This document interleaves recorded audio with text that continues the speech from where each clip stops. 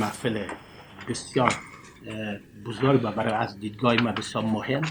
خوش آمدید میگم، برای از اینکه زمان همچو صحبت‌های باید سالها قبل فرا میرسید و من از مجله انسان تشکری و سپاس میکنم که این گفتگوها را شروع کرده و ما امیدوار هستم این گفتگوها ادامه پیدا کنه تا در جریان این گفتگو از یک طرف ما به مشکل موسیقی ملی بپردازیم، از طرف دیگر با چالش هایی که شما امروز یک تعدادش مطرح کردین که آیا چی مهم است که ما صاحب موسیقی ملی شویم، با این چالش ها بپردازیم. چرا هنرمند موسیقی امروز در فقر و بدبختی زندگی میکنه، دلیلش چی است؟ نه تنها هنرمند موسیقی و بلکه هنرمند تئاتر و سینما، و چرا در کل هنرمند در افغانستان با در آخر عمر خود با بدبختی و فقر و بیچارگی روبرو است. سوالات گوناگون میتونه مطرح شود. پیش از او که من به گپ‌های اساسی در رابطه با تاریخ موسیقی بپردازم، من خوش هستم که اینجا شما دیر موسیقی را تنها من حیث یک پدیده فرهنگی میبینه،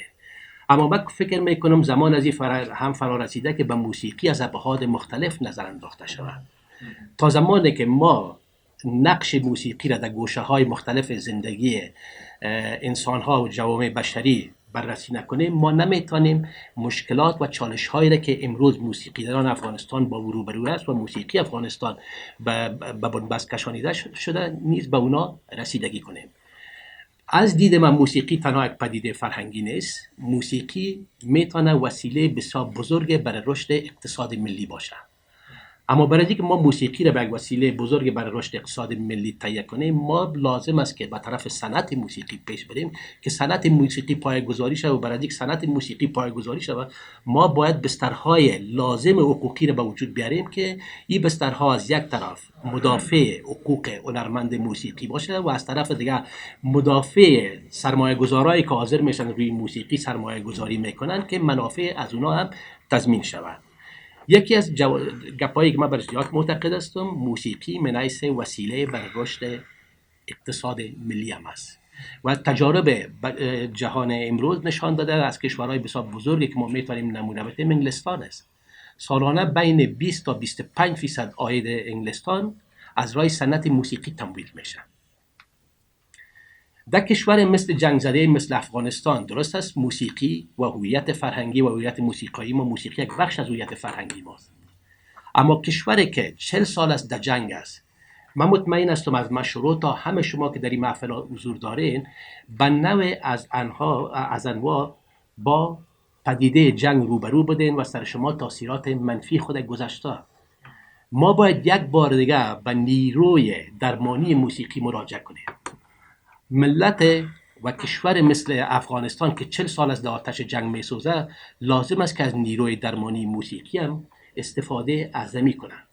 و خوشبختانه افغانستان در این راستا پیش قدم بوده. اگر ما به تاریخ خود، به تاریخ فلسفه و ادبیات برگردیم، ابن سینا و الفارابی از کسایی بودند که برای اولین بار موسیقی رو من حیث وسیله روان درمانی مطرح میکنند. تنها ما سر از این گوشه‌هاش گپ نمیزنیم. نقش موسیقی برای فقیرزدایی چی میتونه باشه؟ نقش موسیقی برای تضمین تساوی جنس چگونه میتونه در افغانستان باشه؟ بالاخره موسیقی چی نقش را میتونه برای صلح پایدار بازی کنه؟ اینا همش سوالایی است که ما امیدوار هستیم در بحث‌های دیگه به اینا ما و شما بپردازیم. و امروز هم وقتی ما سر استانداردیزیشن معیاری ساختن موسیقی افغانستان من حیث وسیله برداشتن موسیقی معیاری و موسیقی ملی صحبت میکنیم و مثالایی که شما از اروپا دادین، خوب است که یک بار به اونا دوباره بپردازیم، برای اینکه اروپا هم مثل افغانستان در آغاز با پدیده‌های مختلف موسیقی روبرو بوده. همون رقمی که شما اشاره کردید، در اروپا هم موسیقی رزم و موسیقی بزم بوده و موسیقی دربار بوده و موسیقی خارج از دربار بوده که در طول سده‌ها و در طول تاریخ در افغانستان هم وقتی که ما شروع میکنیم، اگر ما باورمند به این باشیم که افغانستان یکی از پایگاه‌های آریایی‌ها بود که از اینجا مهاجرت‌ها بعد از از شمال از جنوب اورال مهاجرت‌های آریایی‌ها طرف جنوب شروع میشه و برای یک مدت اینا در افغانستان مسکن گزین میشن. بعد از او به اثر دلایل مختلف گروپ‌های از اینا به طرف غرب به طرف ایران مهاجرت میکنن و به تعقیبش گروپ‌های هم به طرف این مراجعت میکنن. اگر ما با تاریخ خود معتقد باشیم که اولین کسایی که در افغانستان زندگی میکردن یا تاریخ افغانستان با آمدن آریایی‌ها و تاریخ آریایی‌ها شروع میشه، ما میتونیم ادعا کنیم که سنگبنای افغانستان با موسیقی گذاشته شده بود. برای که در فرهنگ ویدایی و فرهنگ اوستایی موسیقی یکی از بخشای مهم زندگیشان بود. این چی در محافل بزمیشان بوده، در محافل اجتماعی بوده و یا در محافل مذهبیشان. موسیقی در همه جای حضور پررنگ داشت و با وجودی که اگر ما نمیتونیم امروز موسیقی اوستایی سرش با قاطعیت صحبت کنیم که چگونه بود و چگونه اجرا میشد، اما موسیقی ویدایی امروز ما در نتیجه سیستم نوتیشنی که در موسیقی ویدایی وجود داشت، ما امروز میتونیم بگوییم که سرودهایی که امروز در بین برهمنای هند اجرا میشن نمونه های خوبه از موسیقی ویدایی است، برای که در اونجا در خود ریگ ویدا سیستم نوتیشن وجود داره که حرکت صداها را به طرف بالا و پایین تثبیت میکنه و این کمک میکنه سرودی که 2000 سال چگونه اجرا میشد امروز هم اکثر محققین به این عقیده هستند که این به مو شکلش اجرا میشه. بنابراین تاریخ افغانستان با موسیقی شروع میشه و جغرافیایی که امروز به نام افغانستان شناخته میشه در طول تاریخ نظر به جایگاه بزرگ استراتژیک و جغرافیایی که داشت، همیشه پدیده های فرهنگی که در حالت ایمیگریشن یا مهاجرت از طرف جنوب به شمال بودن و یا از طرف شمال به جنوب، چیزی که شما پیشتر به نام تمدن خراسانی یاد کردین، همیشه این اول در افغانستان یک تصفیه می شدن، فیلتر می شدن، بعد از اون تاثیرات خود سر افغانستان میگذاشتن و به می ترتیب از افغانستان میطرفن به طرف شمال و یا پدیده‌های فرهنگی از شمال میرفت به طرف جنوب. به مو خاطر افغانستان در طول تاریخ وجوه مشترک با همسایه‌های خود داشته، مخصوصا زمانی که ما سر تاریخ موسیقی که به این طرف برمیگردیم میبینیم که افغانستان برخلاف ادعایی که وجود داره که ما موسیقی خراسانی داشته و گویا موسیقی خراسان زمین چیز کاملا متفاوت از موسیقی ایران و آسیای میانه بوده، من فکر میکنم که این یک تفکر نادرست است، برای که من با همین تفکر سالهای تحقیق خودش شروع کردم. من مثل اکثر افغانایی که مثلا در زمانی که ما بودیم، ما زیاد به پدیده های علمی دسترسی نداشتیم، به نتایج تحقیقات علمی دسترسی نداشتیم. معمولا در آنچه در داخل افغانستان بود تحقیقات ما از مو شروع میشد و در اونجا همیشه گفتم میشد در آثار کتبی ما و بزرگایی که نوشته بودن که افغانستان زادگاه تمدن خراسانی است و این موسیقی خراسان زمین بود که سر ایران هم تاثیر گذاشت، سر آسیای میانه هم تاثیر گذاشت و سر شمال هند که به طرف جنوب هم تاثیر گذاشت. اما من بعد از 7 سال تحقیق و پژوهش بالاخره پی بردم که ببخشید چیز به نام موسیقی خراسانی که مختص به افغانستان بوده باشه وجود نداشته در موسیقی علمی، برای که موسیقی پدیده علمی هم است و همیشه پیشتر مرقم که شما اشاره کردین موسیقی مردمی بوده و موسیقی مسلکی بوده که معمولا تا به قرن 19 و اوایل قرن 20 در افغانستان میده دربار بوده که موسیقی مسلکی بوده و موسیقی مسلکی یا موسیقی هنری مثل اروپا مردم عادی دسترسی نداشتند. در اروپا هم عین پدیده وجود داشت، مردم عادی به موسیقی دربار وجود نداشتند و درباریا به موسیقی عادی دسترسی نداشتند. عین سناریو در افغانستان هم وجود داشته در رابطه با موسیقی. بعد از اون که گپ سرازی بود که ما چیز به نام موسیقی خراسانی نیافتم. من بعد از 7 سال تحقیق بالاخره به این نتیجه رسیدم که افغانستان جزء حوزه تمدنی بزرگ فرهنگی در بخش موسیقی بوده، برای که آثار بزرگی را که ما میگیم توسط باشنده های همین سرزمینی که امروز به نام افغانستان یاد میشه، این منابع موسیقی علمی ما است.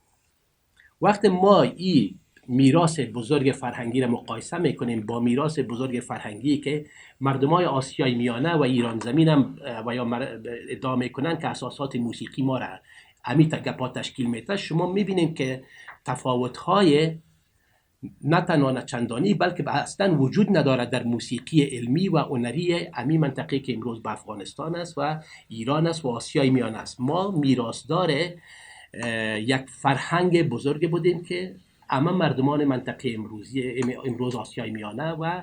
در این نقش داشتن به شمول پارسیا و یا ایرانیا. ما میبینیم که در طول تاریخ ما موسیقی مشترک داشتیم. پدیده‌های فرهنگی در حالت مهاجرت بودن. اگر ما تاریخ موسیقی خود به اوستا و ویدا شروع میکنیم، بعدا ما با فاصله بسیار زود پس دوباره اگر در شروع ما فرهنگ ویدایی را به طرف انتقال میتیم و یا از اوضاع جغرافیایی امروز فرهنگ ویدایی به طرف این میده که اکثر محققین یا یک کتله بزرگ محققین غربی معتقد هستند که فرهنگ ویدایی بود که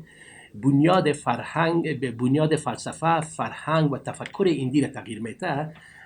از این سرزمین رفته بزودی ما چیزهایی را که دوباره در این شکل میگیره و به طرف شمال دالت میگریشن است، از بودیزم گرفته و موسیقی بودایی گرفته تا هندویزم میپذیریم و پاسش میتیم تا به چین و ژاپن و آسیای میانه.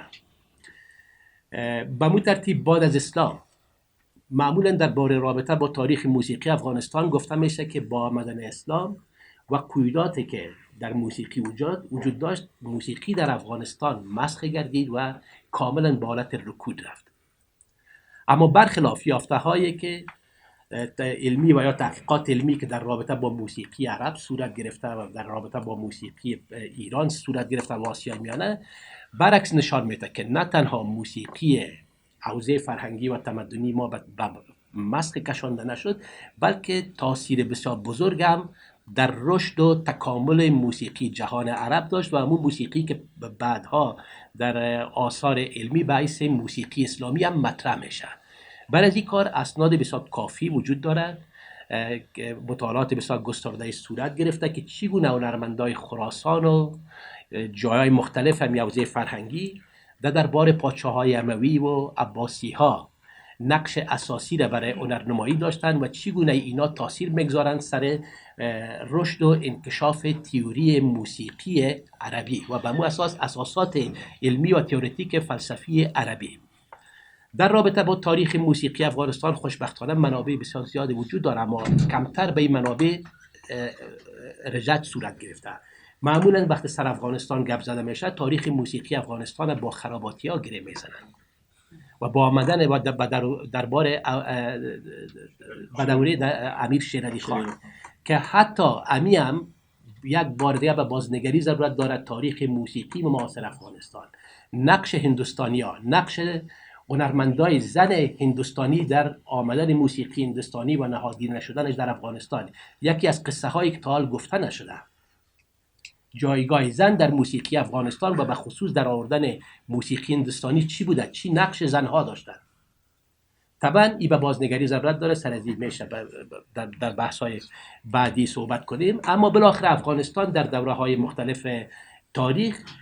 تا یک دوره بسیار وسیع تا زمانی که تغییر در سیستم حکومتداری افغانستان نامده بود، ما فرهنگ مشترک با ایرانی ها و آسیای میانه در بخش موسیقی داشتیم. درباره تیموری ها و درباره مغولی ها میتونه یکی از پناهگاه های اصلی هنر و فرهنگ و رشد موسیقی را که ما شما به نام خراسانی میگیم یا موسیقی مشترک را که ما با مردم های آسیای میانه داشتیم، این نقش بازی کردن. اما در قرن 18 زمانی که سیستم حکومتداری در افغانستان تغییر میخوره، مرکز توجه سیاستمدارای افغانستان با هنر و فرهنگ هم تغییر میخوره، تفکرشان در رابطه با موسیقی هم تغییر میخوره. اگر تا به قرن 18 ما به خاطر پدیده های فرهنگی به طرف ایران و آسیای میانه میدیدیم، با ایجاد حکومت ابدالیا دیگه ما به اون طرف نمیبینیم. جغرافیای سیاسی اجتماعی افغانستان تغییر میخوره، منافع افغانستان یا منافع پادشاه‌های درانی تغییر میخوره. بر از اونا مناطق پشتون نشین من حیث پایگاه اساسیشان مهمتر و مطرح‌تر میشه و به خاطر است که اینا کوشش میکنن که حتی دربار خود به اساس نمونه‌های دربار مغولای هند جور کنن. به خاطر وقت شما با کتاب‌هایی که از اون دوره باقی مانده میبینین که و برای این کار اینا نه تنها هنرمندای موسیقی را از هندوستان دعوت میکنن که در دربار باشن، بلکه اینا کوشش میکنن که موسیقی محلی را هم جزء دربار بسازن و در کنارش موسیقی را که عبدالرحمن خان در کتاب تاج التواریخ خود به نام موسیقی ایرانی ازش یاد میکنه، همین موسیقی را اینا در دربار میداشته باشن، موسیقی که در دربار پادشاه‌های مغول هم وجود داشت و همون رقمی که زبان پادشاه‌های مغول زبان پارسی بود. یعنی سه نوع موسیقی حداقل در دربار وجود می داشته باشه در کنار هم. اما این زمان است که ما دیگر آهسته آهسته علاقه حکومت افغانستان و با وجود آمدن جغرافیای سیاسی جدید در قرن 19 روابط فرهنگی با کشورهای همسایه قطع میشه. فرهنگ و مشترک و تمدن مشترک که ما داریم به خصوص در بخش موسیقی جا خالی میکنه و هر کشور پدیده های موسیقی خود انکشاف میدن. این زمان است که در ایران سیستم دستگاه به وجود میاد، سیستم مقام آهسته در ترکیه حفظ میشه، سیستمی که در می حوزه فرهنگی اساس و بنیاد موسیقی علمی را تشکیل میداد. اما در ایران سیستم جدید جانشین از این میشه به نام دستگاه. در آسیای میانه سیستم به وجود 6 مقام به وجود میاد. در اویغور چین سیستم 12 مقام حفظ میشه. در کشمیر هندوستان سیستم از مکس موسیقی هندوستانی و موسیقی آسیای میانه یا خراسانی به وجود میاد که حتی ترمینولوژی و اصطلاحاتی که استفاده میکنن و فرمای موسیقی فرمهای مشترک است. در افغانستان چی صورت میگیره؟ در افغانستان با تغییر تمرکز و یا من حیث منبع الهام دیدن به طرف هندوستان علاقه به موسیقی هندی بیشتر میشه. به این خاطر است که در دوره‌های مختلف دسته‌ها و گروه‌های مختلف موسیقی از هند به افغانستان آورده میشه و پس آنها که رادیوی افغانستان به وجود میآید در شروع هم تمام نشرات موسیقی داخلی افغانستان موسیقی هندوستانی تشکیل میداد. موسیقی قابل درک برای همه نبود و همین پدیده و حمایت همه جانبه که موسیقی هندی در افغانستان موسیقی کلاسیک یا موسیقی شمال هندوستان داشت باعث میشه که موسیقی خراسانی یا پدیده های موسیقی مشترک که ما با آسیای میانه و مردمان ایران داشتیم حتی در جاهای بسیار مهمه که در طول تاریخ وجه بسیار مشترک و نزدیک با آسیای میانه و ایران داشتن مثل هرات هم از دست بدیم و امی حمایه باعث میشه و بس طرف دیگه خود مهاجرت موسیقیان های محلی از کابل به هرات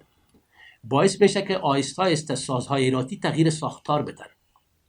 فرم‌های عنعنوی موسیقی پروفشنال هرات که بنیاد خراسانی و یا بنیاد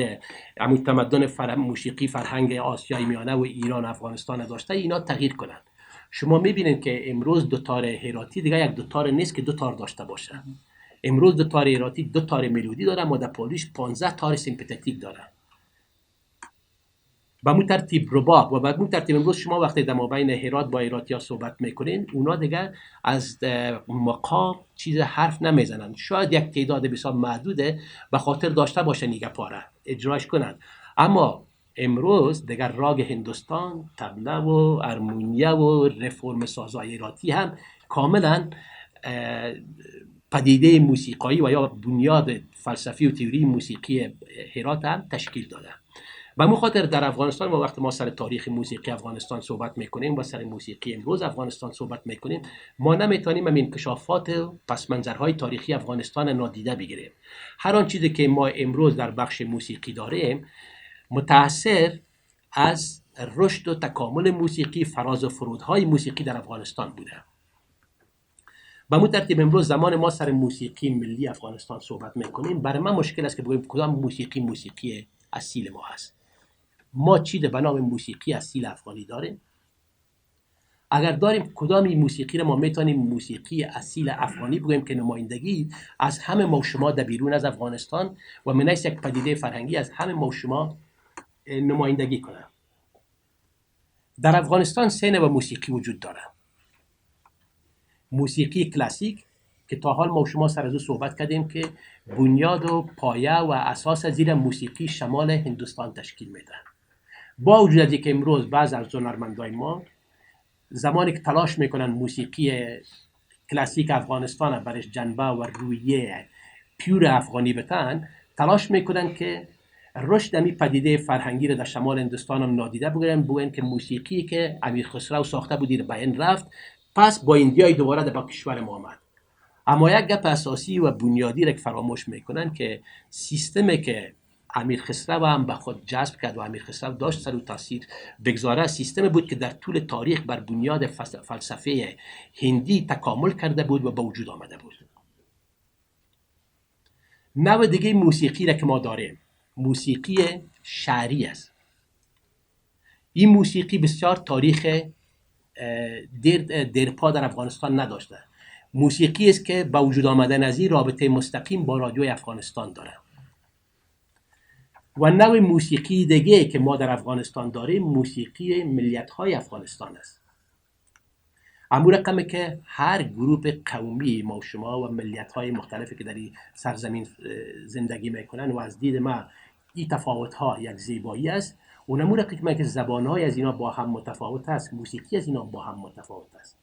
ساختارهای قطعات موسیقی از اینا با هم متفاوت است، آلات موسیقی را که در موسیقی خود استفاده میکنن کاملا از هم متفاوت است. به او خاطر و حال ما اگر قرار باشه بگوییم موسیقی ملی افغانستان، موسیقی کدام ملیت موسیقی ملی افغانستان است؟ ما به این عقیده هستم که این تنوع موسیقایی در حالی که یکی از بخش‌های بزرگ غنای فرهنگی مردم افغانستان است، اما به تنهایی نمیتونه جوابگوی و یا هویت تمام اقوام افغانستان باشه. به بو خاطر هم است وقتی که رادیو افغانستان با وجود آمد تلاش صورت گرفت که یک موسیقی را با وجود بیارن که از یک طرف قابل درک برای همه اتباع افغانستان باشه و از طرف دیگه داشته باشه نمایندگی از تمام ملیت‌های افغانستان و بالاخره من حیث هویت موسیقایی افغانستان در دنیا شناخته شود. به او خاطر وظیفه سپرده شد برای هنرمندای موسیقی که در رادیو افغانستان کار میکنن. پیشتر من در بالا بسیار اشاره چک کردم که ما در باره موسیقی ابروز افغانستان هم که گپ میزنیم نامهای در ذهن ما خطور میکنه و معمولا به نامهای کردیت داده میشه که احمد محمود یا استاد قاسم مؤسس موسیقی افغانستان معاصر یا موسیقی امروز معاصر افغانستان ساخته استاد قاسم است. طبعا برای این گپ ما لازم است که با هر آنچه از استاد قاسم باقی مانده مراجعه کنیم و هر آن چیزی که باقی مانده ما با یک برخورد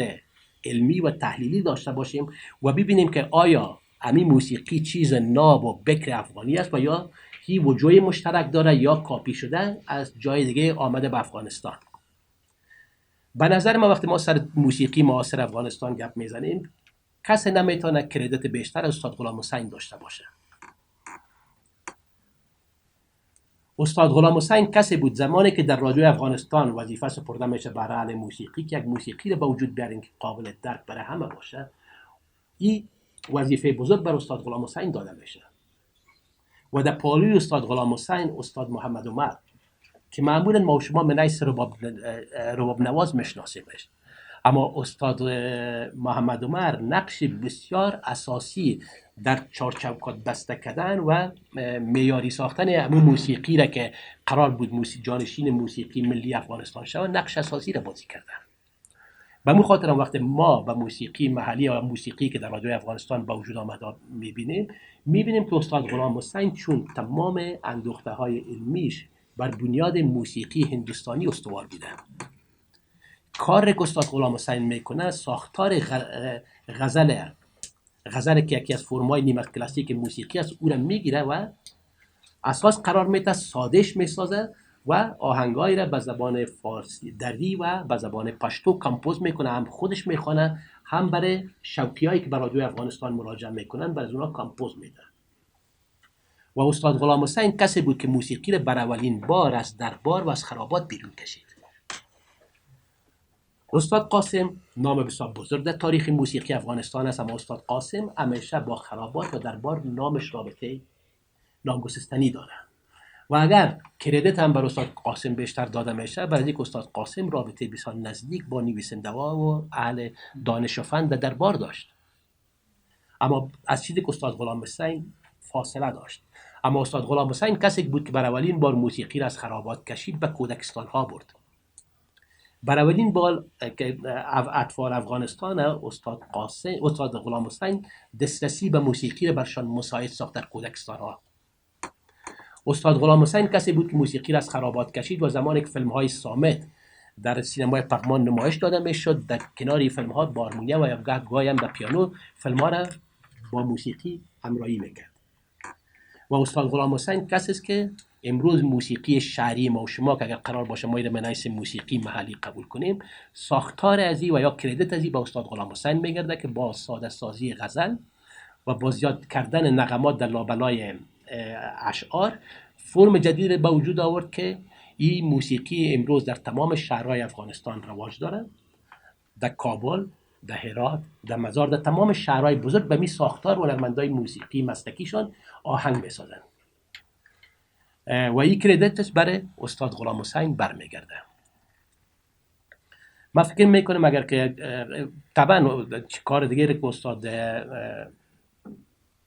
استاد محمد عمر کرد که نه تنها همین موسیقی را غنی بخشید، بلکه موسیقی سازی بدون کلام هم ساختار را با وجود آورد که تا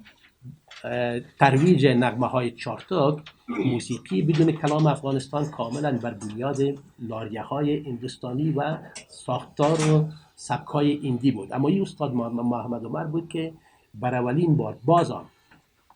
هر آن چیزی که ما برش بگوییم بالاخره برمیگرده با هندوستان. برای اینکه استاد محمد عمر هم آموزش دیده سبک موسیقی هندوستانی بود، اما با تغییراتی که در رباب آورد و در ساختار رباب آورد و در ساختار فرم موسیقی لاریه آورد، شکل و یا ساختار کاملا جدید را برای موسیقی سازی در افغانستان به وجود آورد که امروز با نام از او گره خورده و امروز هم اکثر هنرمندای موسیقی ما زمان تکنوازی میکنن از این فرم و ساختار استفاده میکنن. ما فکر میکنیم با می یک گپ‌های عمومی بستش میکنیم و ما سوالایی را که شما دارین یا در هر بخش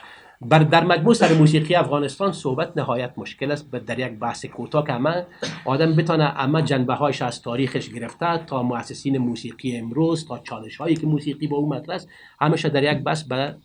تصویر بکشیم. اما من فکر میکنم بحث های بعدی میتونه تمرکز کنه سر پدیده های مختلف.